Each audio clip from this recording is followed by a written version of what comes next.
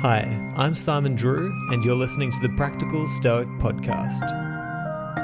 If you'd like to find more episodes of the show, as well as articles and information about my one-on-one alignment coaching, then you can head to my website. It's simonjedrew.com. If you do have the means to support the show, then I'd love to see you in my Patreon community. Just go to patreon.com/simonjedrew, where you'll also get access to over 240 episodes recorded before 2020. But for now, enjoy the show. Hey everyone, welcome to the Practical Stoic Podcast, and thank you so much for listening today. Now, today I've got a really awesome conversation that I had with none other than Jonathan Pennington. Now, Jonathan was recommended to me by Joey Dodson, who we've had on the podcast before, and we just had a really interesting conversation talking mostly about theology, the wisdom found in the Bible, particularly in the New Testament with Jesus, and you know, just talking about how you can best read and interpret the biblical stories and stuff like that. So, really fascinating stuff that I'm particularly interested in lately, just because I'm finding a lot of great wisdom in the Bible, which is just, it's interesting because I've never gone this deep into it before, and it's just been very fascinating to me. So trying to get the most out of it. But such a fascinating conversation today, and I'm going to tell you a little bit about Jonathan before we jump into it, and then we'll go straight in. So Jonathan Pennington is currently Associate Professor of New Testament Interpretation and Director of Research Doctoral Studies at Southern Seminary in Louisville, Kentucky. He earned a BA, Bachelor's, in History, as well as a teaching certificate from Northern Illinois University. He received a Master of Divinity degree from Trinity Evangelical Divinity School in Chicago, where he also taught Greek for 2 years as a New Testament Fellow. During his time at TEDS, he also served for 5 years as the Associate Pastor at the Evangelical Free Church of Mount Morris in Northern Illinois. He holds a PhD in New Testament Studies from the University of St Andrews, Scotland, in St Mary's College, where he also wrote a thesis entitled Heaven and Earth in the Gospel of Matthew. Now, he has written many books, including a new book that's coming out later on this year about the philosophy of Jesus Christ. And so we're going to have him back later on in the year, but this time, you know, we talk about so many interesting things, and I really hope that you guys enjoy this conversation that I had with Jonathan Pennington.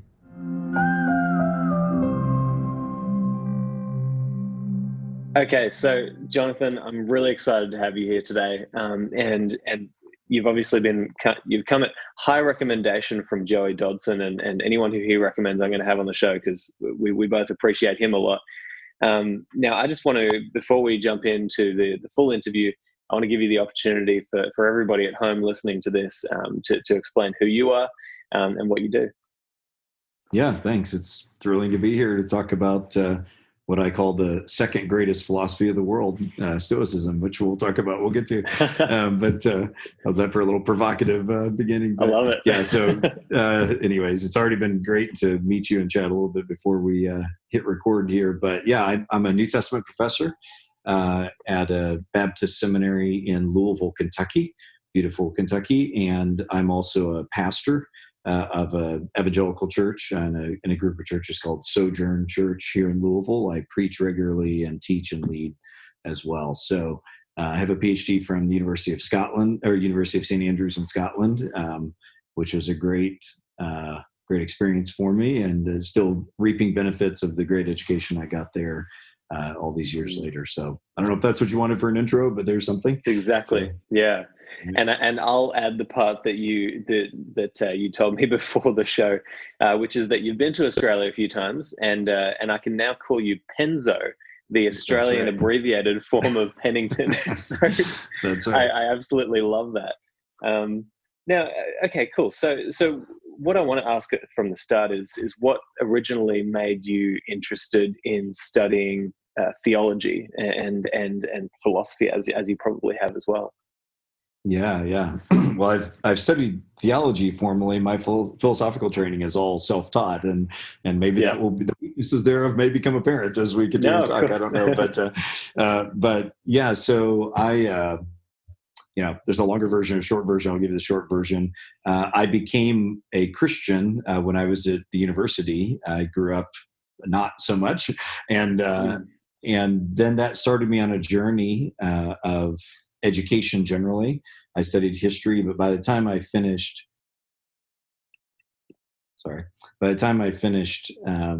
my university training, I realized I really wanted to study theology. And before that, I didn't even know what that was. So I went to what we would call in the United States a seminary. I think you guys would probably call it more of a theological college or something.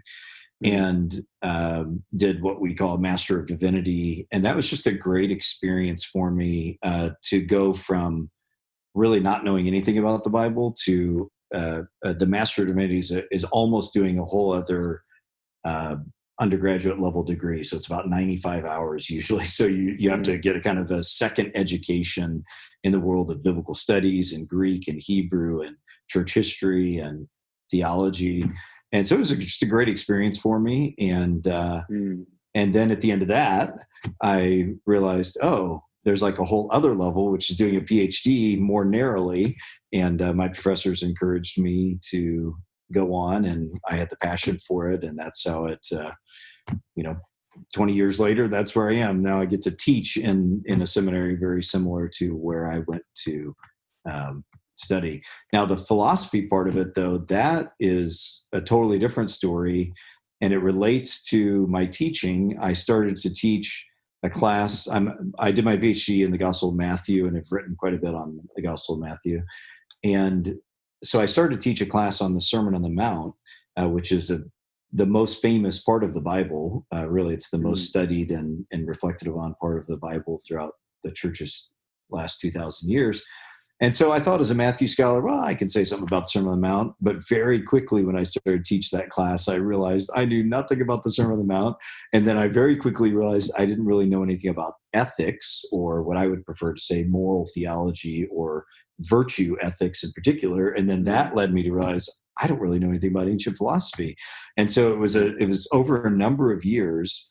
One bit of ignorance led to another bit of revelation of ignorance. And I realized I need to study philosophy, at least ancient philosophy, to understand what is going on in the Bible. That's kind of the short version of it. And so I undertook over the course of 10 years, a lot of kind of self-education in the midst of everything else, trying to understand what was going on in ancient philosophy. And as I did, I saw more and more how much the Bible itself, Old Testament and especially the New Testament, is interacting with and dialoguing with Greco-Roman philosophy of the day, and maybe particularly Stoicism, which, as you know, is the dominant philosophy from probably the 2nd century BC up through into the Roman era and beyond.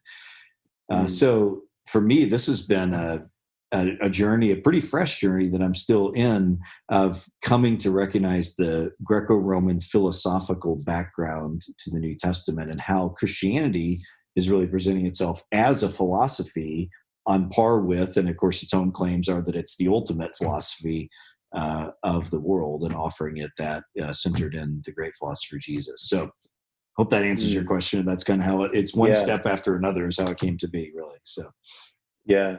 No, I love that, and honestly, Penzo, I've seriously found that as I have strengthened my understanding of Stoicism and of philosophy in general, because philosophy, we know it's the love of wisdom.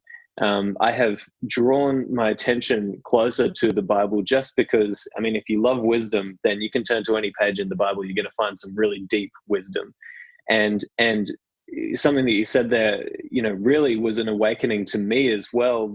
This understanding that, so the Bible has its own version of physics. The Bible has its own version of ethics. It has its own logos, its logic, just like any of the philosophers with his studies. And then when I find out that St. Paul spent a lot of time with philosophers, and that influenced his writing, I thought, wow, well, I've got to pay attention to this. I've got to pay much closer attention to this.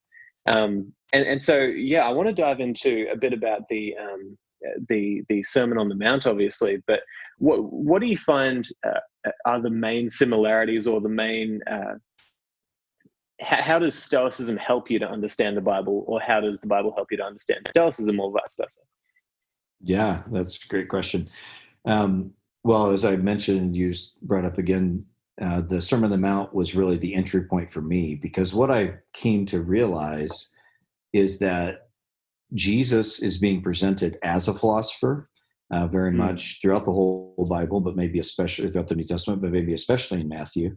And the Sermon on the Mount, the first teaching, the first sermon of the entire New Testament, starts with a really important word, the Greek word makarios, which is basically a synonym for eudaimonia, which, as you probably know, means flourishing or happiness. We used to translate happiness, but that doesn't really work as well in modern English, because happiness just sounds like a temporary emotional state. And that's too weak of a definition for the eudaimonistic tradition or the makarios eudaimonia tradition. But what makar in ancient Greek and the makarios in Hellenistic Greek means is basically the same idea, that what does it mean to be truly happy or fulfilled or flourish? And the Hebrew counterpart to that would be something like shalom, which we have kind of adopted as an English word to mean kind of peace, flourishing, wholeness, both individually and corporately. And so that was my first wake-up moment to realize, wow, the Bible actually cares about the same things that the ancient philosophers care about, and not just the Stoics. I mean, this is what the entire Platonic and especially Aristotelian tradition emphasizes, and then Stoicism, depending on how you sort of see the genetic relationship coming out of, but certainly different from Aristotelianism as well. There was a consistent thread through all of ancient philosophy that is, what does it mean to live well? What is the good, and how do you pursue it? You think of the Nicomachean Ethics as being, one of the great landmarks of this with Aristotle. What is the good? How do you build society? How do you live individually and corporately such that you can experience the true human flourishing that we all know that we long for? And once, I had studied the Bible for a long time, and then I began to study that, and I realized, oh my goodness, these are not separate questions. Now, the answer the Bible gives is going to be, different in many ways than Stoicism and Aristotelianism, but they're asking the same question. That was the real linchpin moment. And the Sermon on the Mount is, I think, one of the clearest places for that, with its beginning with macarisms. Jesus starts with 9 macarisms that we usually call beatitudes.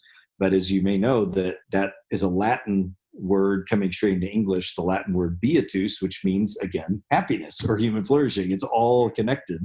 And so the Sermon on the Mount starts that way. And then all throughout the Sermon on the Mount, you get Jesus teaching and unpacking this idea of what is true happiness, what is true flourishing. And then it ends with very typical tropes or ideas that you'll see in other wisdom literature, other philosophical literature, where you have the 2 ways. You can live this way and it'll be foolish, or you can live this way and it'll result in your happiness, including the very last image of the wise and foolish builders in Matthew chapter 7. So all throughout, I just began to realize, wow, the Sermon on the Mount is a piece of wisdom literature, and it's definitely offering an alternative answer to what the great philosophical questions were.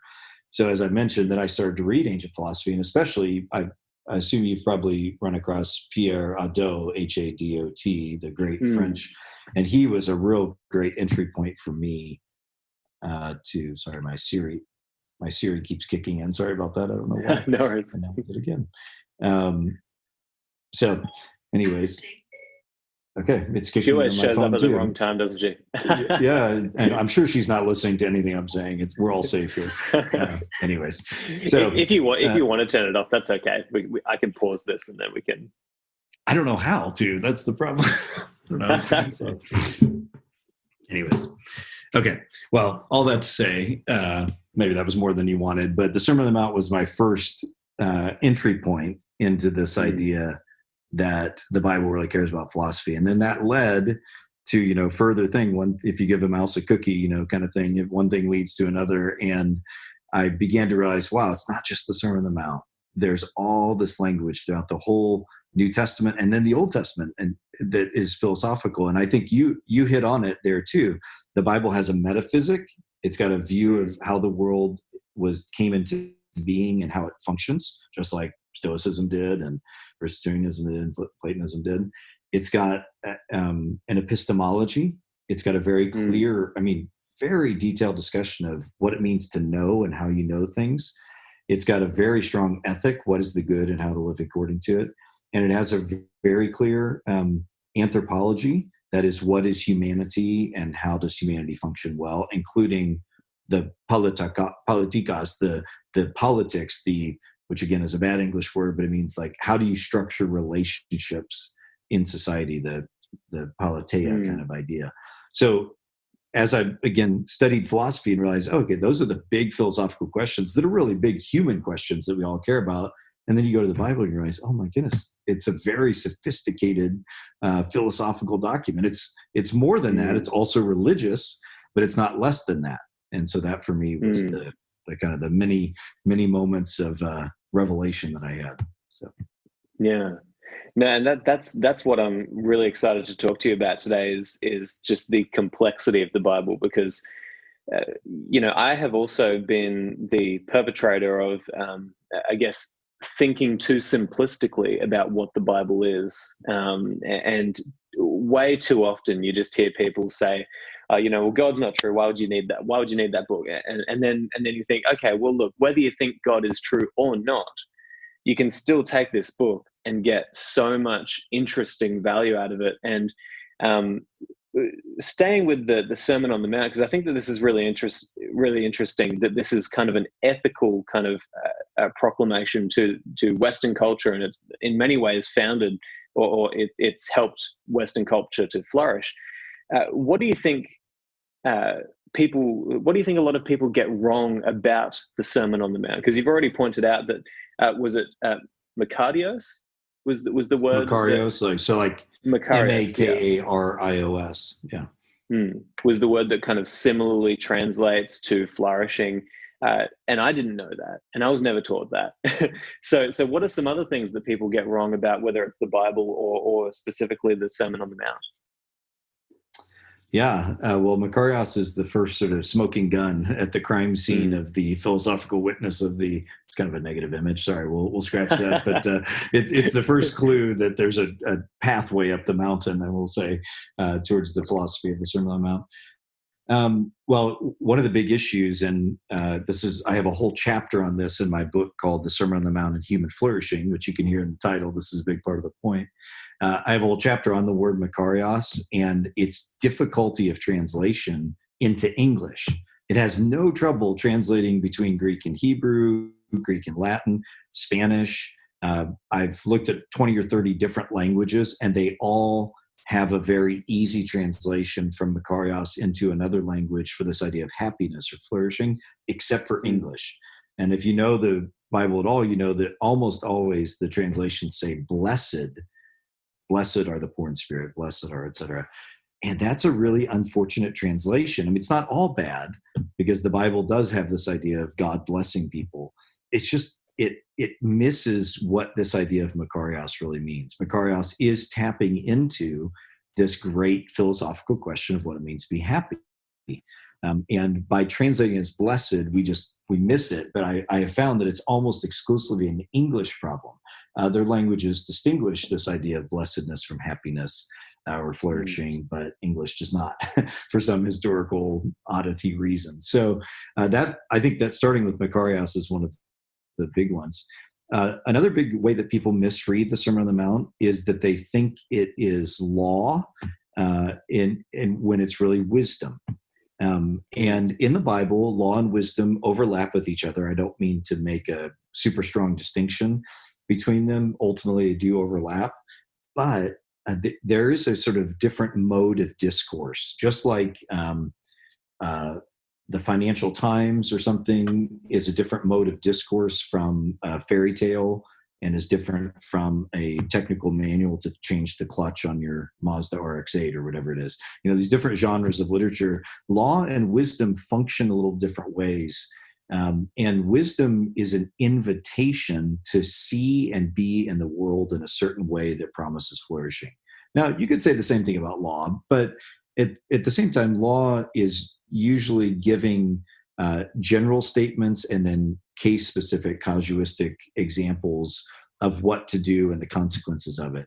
That has a different feel and kind of grain to it than the idea of wisdom inviting you to see in a totally different way, and then to start to practice ways of living that will promise flourishing. And that is exactly what the Sermon on the Mount is. But unfortunately, a lot of people, probably most people, read the Sermon on the Mount as if it's this new set of like legal marching orders for the Christian or something. But instead, it's really Jesus saying, look, I want to tell you stuff that is crazy. Here's what true happiness looks like. It's actually poverty of spirit. You know what true happiness is? It looks like being persecuted. You know what true happiness is? It looks like being humble. All these things that are very counterintuitive are meant to shake us up, just like Plato did. A lot of people have made connections throughout the centuries between Plato and Jesus, actually, because they were similarly kind of rabble rousers in the sense that they both kind of tried to disrupt people. You know how Plato's approach was. I'm sorry, I keep saying Plato, I mean Socrates, scratch all that, but of course coming to us through Plato. Socrates being connected with Jesus and being a rabble rouser a little bit, in that he would ask questions and say things to disturb people. As you well know, the Socratic method isn't what people think it is. The Socratic method is not just like some nice pedagogical technique. The Socratic method is like mess with people's heads until they sort of realize they don't know, right? That's the beginning of knowledge, as Socrates would say, is that the recognition He was the that you don't really internet know. troll before we had the internet. Big time. And it didn't end well for him, as we all know. But so there's some ways, not entirely, but there's some ways in which, I'm sorry, I said Plato before, but I meant Socrates all along. There's all these interesting parallels between Jesus and Socrates, including an unjust death for causing trouble, right? I mean, that's a remarkable parallel, right? And Jesus' Sermon on the Mount is an example of a Socratic dialogue to some degree, but a kind of upturning of the heart and mind way of seeing and being in the world. And so that's often not seen when Christians read the Sermon on the Mount. It's remarkable that it's not. I mean, I didn't for years either. And it was when I began to read it in the context of Greco-Roman first century literature that I quickly saw, oh my goodness, this is definitely what it's doing. It's meant to be disruptive in that sense. So did that answer your question? Not sure if that's yes, it did. And such an interesting distinction to draw between law and wisdom as well. I love that because, yeah, you're right. Wisdom isn't necessarily here, do this. It's do this, and here's why you do it, and also this is why it's actually happiness, and this is it really gets you to think deeply about a particular subject. And I started reading the Sermon on the Mount a few weeks ago, just going through, and I've been flicking through the Bible back and forth between random passages. But you're right. When I started reading it again, I hadn't picked it up in so long, and I just thought, this is so deep. I have no idea what any of this is. But you mentioned that blessed was used, which is kind of an unfortunate translation. What does that word translate to in the original? Like, what's the closest thing that you can get to it? Is that the makarios? Makarios. Yeah, is that the makarios? Well, I was trying to give the short version because I didn't want to overwhelm you with Greek and Hebrew stuff, but I can give you a little bit more. And of course, go as deep into the Greek and Hebrew as you want. And I love that sort of stuff. And of course, there's a whole chapter in my book just on this, so you might want to go and look at that as well. Definitely, or your listeners might. Basically, the idea is that in all these languages, including Hebrew, Greek, Latin, and lots of modern languages, there are two distinct concepts. They overlap. There's always a Venn diagram between these two ideas, but they're also distinct words. And one set of words means a divine activity that brings life. So this is where we would think of like a blessing that a priest would give or God himself would give through speech, usually, that brings life. Like God created the world that way. That's the metaphysic of the Bible. He created through speaking. And then he continues to bring life through speaking or bring death through cursing, right? So the speech is a very important idea. And that idea of blessed in Hebrew is Barak, or Baruch is the nominal form. And in Latin, it would be, I'm sorry, in Greek, it'd be eulogetmai. In Latin, number of words that could be used, but you can hear the word benedictus in a noun form, like a benediction. But there's a separate set of words with an overlap, but separate, that means happy. And in Hebrew, it's asher, so the name Asher, A-S-H-E-R, or it's always in Hebrew in ashrei, so it means happy is the person.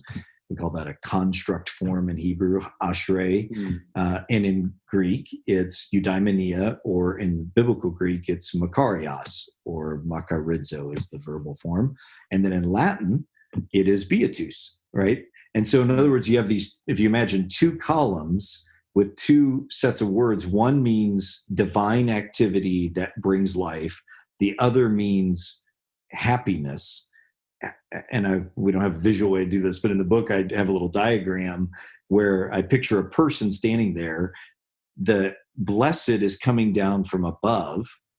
The happiness words are one person looking at another person from the side and saying, wow, that's what life really looks like, right? And so those two distinct ideas, one coming from above and one coming from the side, in all the languages I've run across, are different words, except for in English. In English, for whatever historical reasons, we came to use the word blessed for both of them, and that creates a confusion, right? Because blessed might mean, hashtag blessed, you're sitting on the beach or something, hashtag blessed, that means, oh, this is the good life. But blessing also means like God blessing. But we've lost the distinction between those two words in English that all these other languages distinguish. And so as a result, we translate makarios in English as blessed, but that confuses it with this divine activity idea, when what it is, what a makarism is, and that's an English word you can actually look up, M-A-C-A-R-I-S-M. A makarism is a statement that you make about what is true happiness, so that you'll invite people to think about it and recognize, oh, that is true happiness, and then start to live that way. So that's the difference between a wisdom, where you're saying, son, like you put your arm around your son and say, hey, think about these two ways. If you live this way, it's going to result in happiness. If you live this way, it's going to result in disaster. That's wisdom. That's coming alongside someone and saying, consider what's truly happy and you'll find life. And that's what the Sermon on the Mount is doing. And that's why that word makarios is so important. And if you go back to the Old Testament, one of the clearest places is the very first Psalm, Psalm 1, begins with, in English, blessed, blessed, etc. But it's actually the same word. It's ashrei. And in the Greek translation of the Old Testament, it's makarios. So there's a very clear connection between Psalm 1 and the Beatitudes. So, maybe after this, go back and read both of those and you'll see that interesting connection. And all of it is tied into the idea, the Greek philosophical idea of eudaimonia. This is what Aristotle is talking about. It's what the Stoics end up talking about, again, with some differences of opinion about how emotions play into this, right? There's, as you well know, probably a big difference between the Aristotelian and the Stoic view of emotions and fortune. But the idea is still the same. What does it mean to live the good life? And the Bible's offering its own version of that, is the point. So, yeah. That's such interesting stuff, and that analogy you give of the Father saying, you can go this way and you'll be happy, or you can go that way, and that's a really good. That makes it really clear for me, because it's kind of giving both options and saying, well, which way are you going to go? And I wanted to ask about the. Or should I stick on this? No, I want to ask about the Holy Trinity and how Jesus fits into that. because it almost seems as if there's kind of like within that Trinity you have like the metaphysics, and then you have the culture, and then you have the logos, and they all kind of fit in. But I have no idea how to interpret that. Where does Jesus fit into that, and how do you interpret the Holy Trinity? Wow, that's a great and massive question that I feel out of my league in as well. But you're right. Orthodox Christianity, the traditional Orthodox Christianity, a distinguishing mark from it and Judaism and every other religion is this idea of the triuneness, the triunity of God, while also being one. And that's the greatest mystery of the Christian faith, is how that you affirm these two things that from a purely human perspective are difficult to hold together. There's a paradox, but you affirm them simultaneously. And that is reflected then in the great Christian creeds of the apostles and Nicene, especially Chalcedonian creeds, etc. So God is both three and one simultaneously. And one of the ways that Jesus works out in what we call the economy of the Trinity is that he is wisdom incarnated. So this is a major idea that, again, in modern Christianity, we don't talk about a lot, but the idea that Jesus is the wisdom of God that is spoken, right? He's begotten, not made. That's an important part of the Trinitarian understanding. He has been eternally generated. There was not a time when he was not, is how the Trinitarian language would speak. Yet there was a time where he became human. And one of the primary ways he's described as being human is he's the wisdom, or the logos, which again, from a philosophical perspective is huge, but he's the logos, the word that becomes manifest. And, that the idea of Jesus being the logos, of course, comes from John chapter 1. And I often tell my students, this John chapter 1 is such a powerful picture of the way in which Judaism and Greek and Roman philosophy, especially Greek philosophy, are wedded together in the description that Christianity gives of itself. Because the idea of speaking goes way back to Genesis 1, that God spoke, the logos, right? Yeah. And of course, logos in Greek philosophy is the organizing principle of the universe. It's the very way that it's the wisdom that makes the universe work. And so I always imagine the moment that the Apostle John thought of saying that, he thought, that's it. That's the brilliant way to connect both Genesis and his Greek hearers. He's writing in Greek, what every one of his Greek hearers would understand, that it's this perfect way of describing from these two separate worlds who Jesus is. He is the spoken, eternally begotten Son of God, who is the actual logos of the entire world. All things were made through him.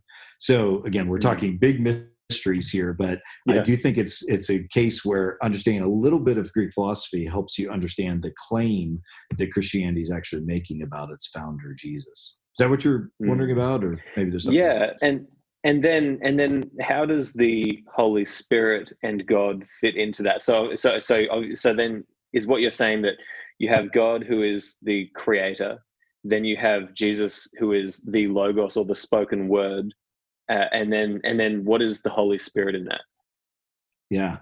Well, again, there's mystery here, but from the beginning, from Genesis 1, you see reference to the Spirit, the Elohim, the Ruach Elohim merachefet Hashemayim, which means the Spirit of Elohim is hovering over the waters, right? So you have this, you have the triunity of God throughout the Old Testament, but not with the clarity that you get. You have the Spirit, you have these manifestations of God himself, these theophanies, we call them. And then you have God who does reveal himself as Father. So there's a deeper mystery that's revealed more fully in the New Testament of these three persons being distinct yet working together in creation and in sustaining of the world. And so the role of the Spirit is the sort of manifesting power of God at work in the world, is probably the easiest way to say it. Yeah. The Spirit comes upon people. It does. I mean, I feel out of my element already, but the Spirit comes upon people people throughout the Old Testament and enables them to build the temple, for example. That's a gift of the Spirit, enables them to sing and make music, enables them to prophesy. That's all the work of the Spirit in the Old Testament. It's God coming upon people and enabling them to do his work is the idea. So, and what's really interesting is looking at the parallels between Stoicism and the Bible, because the Stoics in their theology, and I'm probably going to ruin this, I'm not going to say it correctly, but I'm going to go out there and say something. As far as I understand, they believe that the Spirit or the Logos was kind of like, it's kind of like a flowing substance that flowed through everything and turned matter into something habitable. And so the Spirit, or it's the thing that flows through your body and makes it your body. And then they believed that it was kind of this fiery substance. The Logos was this fiery substance. And then I was reading the other day and I was thinking, oh, baptism of fire. What is that? It's kind of like, you get a little bit of a spark of wisdom, and then that turns into a flame, and then that turns into a bonfire. That's kind of like a baptism of fire. And there's so many different parallels there. But what I really wanted to talk about today as well was, we've already discussed kind of the differences in language.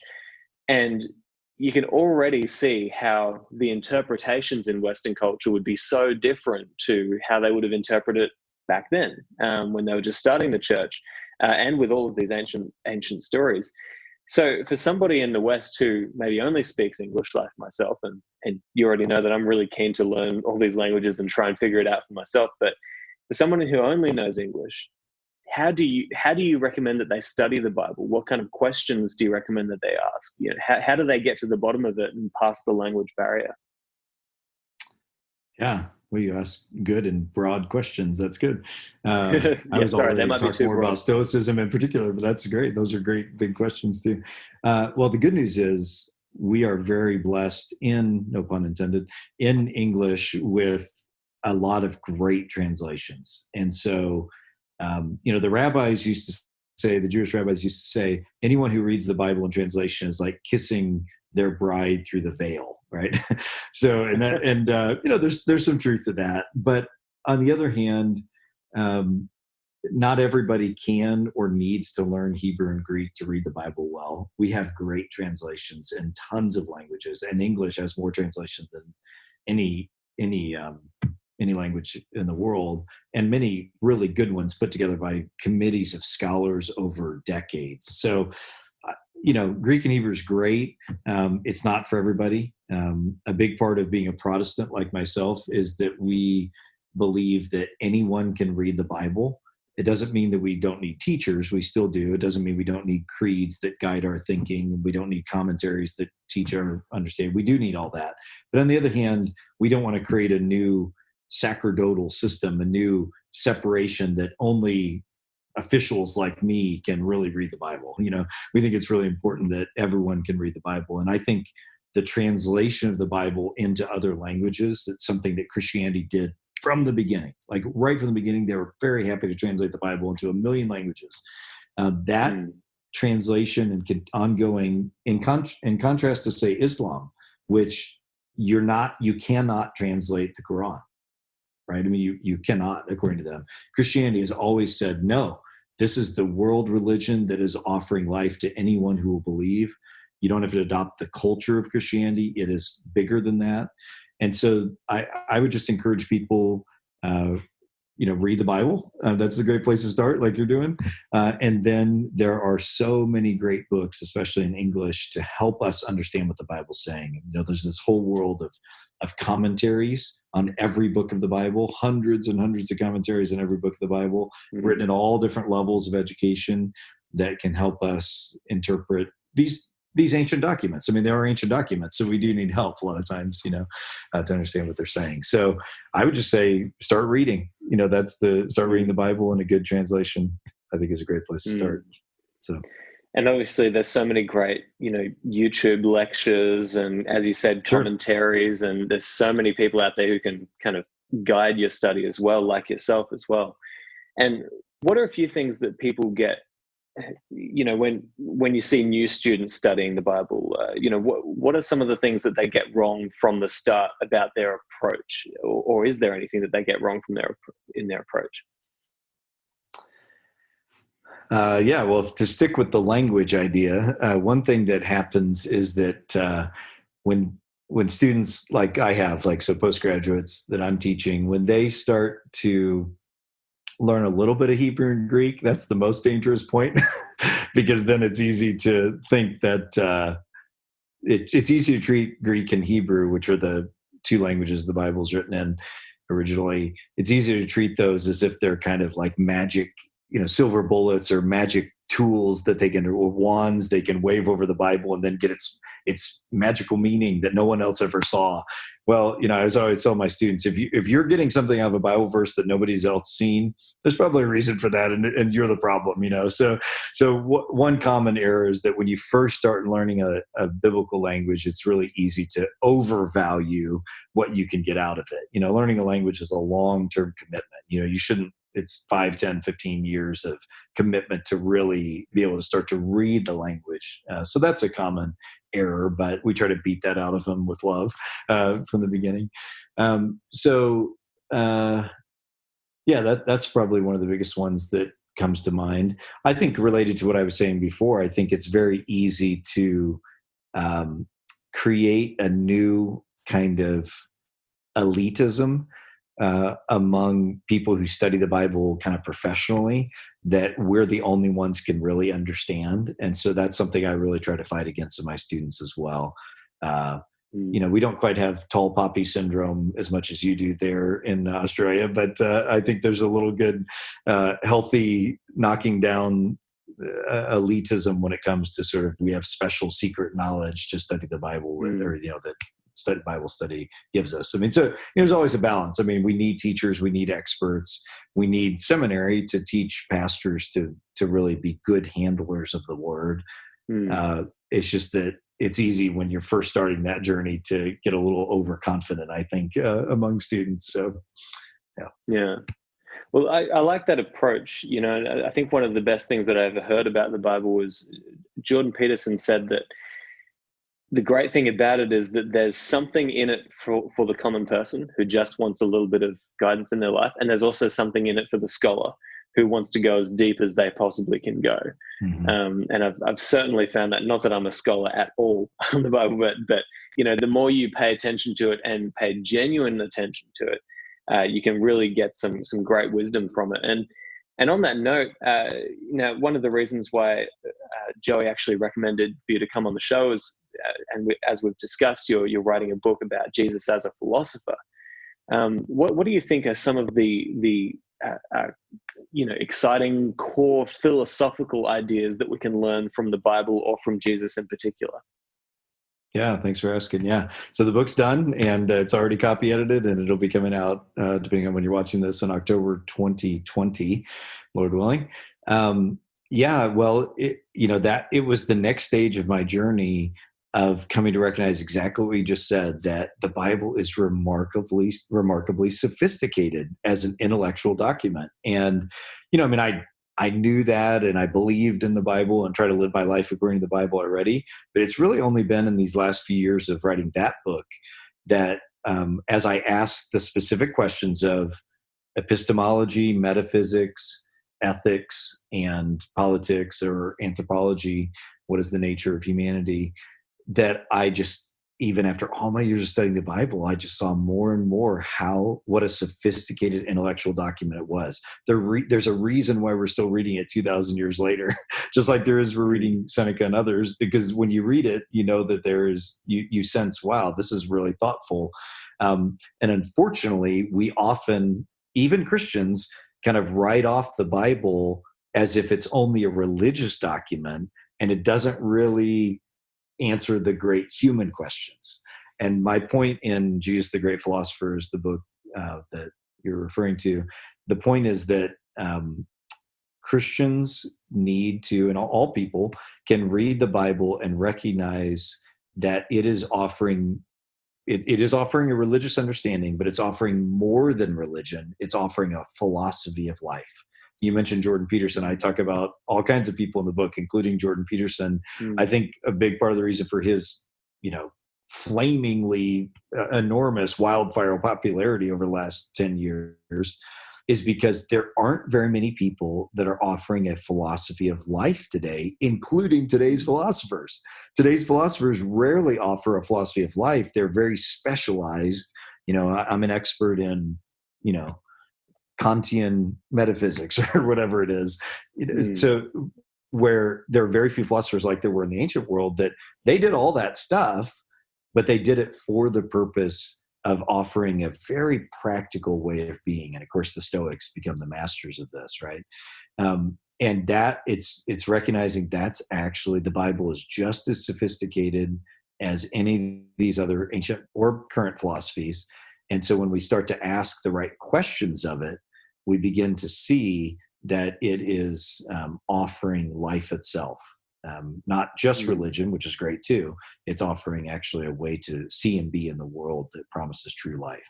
So, yeah, and seriously, like listening to Jordan Peterson's lectures on the Bible. It's like 30 hours or something of him lecturing about the psychological implications of these stories.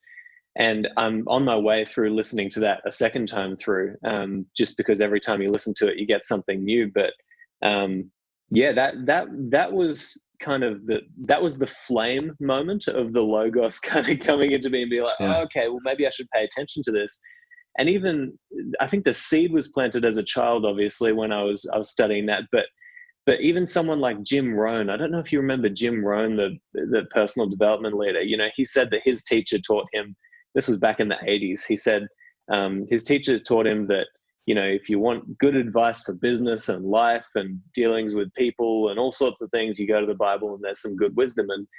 And the way that he spoke about the Sermon on the Mount was really interesting because, he kind of talked about the part where it says, and there were some mockers and there were some laughers and there were some people who paid attention. And he said, well, why did the mockers laugh? Well, who knows? That's just because they're the mockers. So let them be mockers. And why did the laughers laugh? Well, they're the laughers. What else would they do? Is there kind of like an element of the Sermon on the Mount that is kind of like, well, let people be what they will be, but your only job is to be virtuous and to do good. Is there an element of that in the Sermon on the Mount? I think there is. And there's also, to use a big phrase, there's also a very strong eschatological urgency. Eschatological meaning. Please explain. The Bible is very forward-looking and does not view history cyclically, but it views it as lineally that is going to come to an end. That is, the whole Bible is leaning forward, and the New Testament particularly is a leaning forward set of documents that's saying there is a time coming when this great philosopher king, Jesus, and that's another very interesting Platonic connection, is how the greatest philosopher is the king, and how Jesus is presented as a king throughout the New Testament, including the sermon. That's a very fascinating kind of thing as well, if you think back to the Republic, right, when the great philosopher is the king. But this philosopher king is going to return and reestablish God's kingdom upon the earth, and is going to vanquish evil and is going to bring about shalom that is like and even better than the Garden of Eden. So that's the sort of the consistent thread throughout the whole Bible, from the book of Genesis to the book of Revelation at the end. And so Jesus is a philosopher, but his teaching has an urgency to it, because it's not just about my individual happiness. It's actually about a future age when the world is going to be set to right. It's going to be righteousness is going to be manifested fully, and shalomness will come. And so that does, I've forgotten your original question, but somehow I got off on that. But that does, that's an important part of the Sermon on the Mount's teaching, and the whole New Testament, is that you have to respond to this. It's not just kind of a pick or take, you can go and I want this from the smorgasbord of life, or I'll take this part of the Sermon on the Mount and I don't really like that part. Not at all. The New Testament presents itself as centered in a person who is God incarnate in the flesh. Therefore, this is how the sermon ends, actually. Anyone who listens to my words and does them will be like a wise man, Jesus says. Anyone who listens to my words and does not do them will be like a foolish man who built his house on the sand and everything was lost. So there is a sense of urgency that I have not found in the philosophers quite as much as you certainly see in the New Testament, that there's a kind of in-your-faceness that you can't just pick or choose what you want to think about the Sermon on the Mount. So, did that answer your question? I'm not sure what you asked originally. Yeah, no, it definitely did, and it's led me to a new question, which is actually it's kind of a personal question to me, because one of the reasons why I originally kind of felt that there was some, what's the word? There was some incongruence, might be the word. That might be completely wrong. I don't even know English, and I'm telling you that I want to learn Hebrew and Latin. But I had this question of, so yeah, obviously the whole Bible talks a lot throughout the whole thing about the end of days. And, as I grew up, I heard a lot of people talking about, the second coming of the Lord and this sort of stuff. And I was just thinking, okay, well, I mean, how long have people been saying the second coming of the Lord is coming, and it doesn't come in their generation? But then I had this question of, well, there's this part in the Bible, I think it probably, there's multiple parts that say this, but it's something like, this generation shall not pass before the coming of the Lord, something like that. And that always really made me question things. It was kind of like, well, I mean, is the Bible talking about a literal second coming of Jesus, or is it talking about a generational pattern that we see where once in 100 years you have a giant war that crushes humanity, or a giant, virus that crushes humanity? So pay attention, get your house in order, like Jordan Peterson would say. And make sure that when that comes, you're Noah, who has the ark, who can save your family from the second coming, which is nature ravishing humankind for all of their iniquities, right?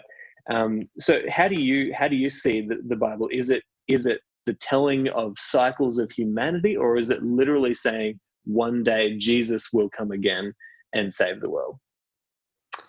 Yeah, that's a great question. I mean, I think it is true that we experience these cycles, that's for sure. You see them in the Bible as well. But I think the whole Bible is very clear that it is, again, not cyclical ultimately. It's looking forward to an eschaton, an end time when the promised shalomness will come upon the world physically, where heaven and earth will be reunited. And so what do you do with that kind of odd saying that Jesus says, that this generation will not pass away until this comes? Well, there's a couple of answers to that I think both have a lot of wisdom to them. And this, of course, this has been talked about for 2,000 years, right? One is to recognize that what that word our generation means can refer to humanity itself. So in other words, that the world system and humanity will not pass away until till the end comes, and so it's still looking forward to an actual end. That's one way people have solved it. I think the most obvious answer, though, not in contradiction to that, is that when it's recorded that Jesus says that to his disciples, it's always immediately preceding what we call the transfiguration. So the transfiguration, you may recall, is this story in Matthew 17 and other places where Jesus goes up on a mountain with Peter, James, and John, and he actually is manifested. There's a cloud, and he's revealed in all his glory, which is this image of him as the king and bringing the kingdom upon the earth. That story immediately follows every time, immediately follows when it's recorded Jesus saying, there's some standing here who will not pass away until they see the kingdom coming. And so there's a couple of related texts. There's some passages about the generation in Matthew 24 and 25. And there's this other idea, this related, of some people not passing away until they see the kingdom of heaven coming. And I think the best interpretation of that is that actually did happen. Jesus was revealed and manifested as the king bringing his kingdom, but that it has not yet fully come now. And so an analogy you may have heard that we often use within Christian circles is the difference between D-Day in June of 1944 and VE Day, Victory in Europe Day, in 1945. And that the Christian 2,000-year era is living between D-Day, when a beachhead was made and the beginning of the end was set in motion, and the actual consummating moment when all the forces lay down their arms, etc.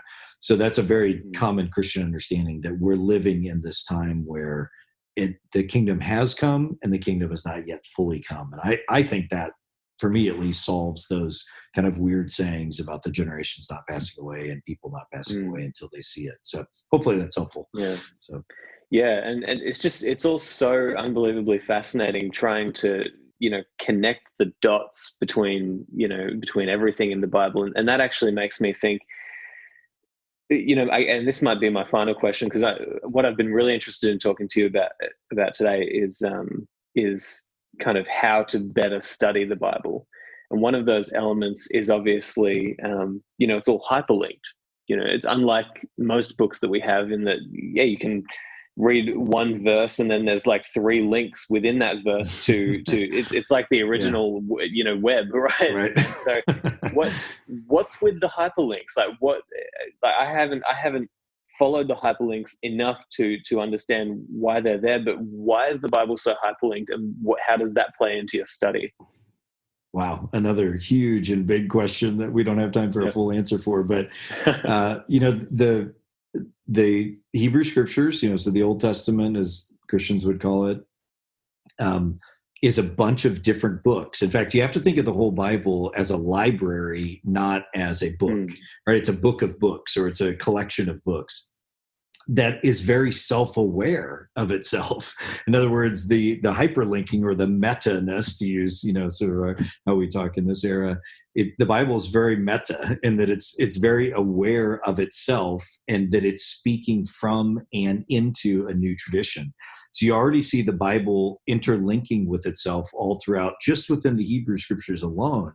And then when the New Testament comes into being, it sees itself not as like some brand new thing. It sees itself as the fulfillment, the completion of the whole story of Israel and all its scriptures. So the New Testament is totally hyperlinked in with all the Old Testament. So it ends up becoming this beautiful rhizomatic, if I can use an odd adjective. It's like rhizomes that their roots all grow together underground.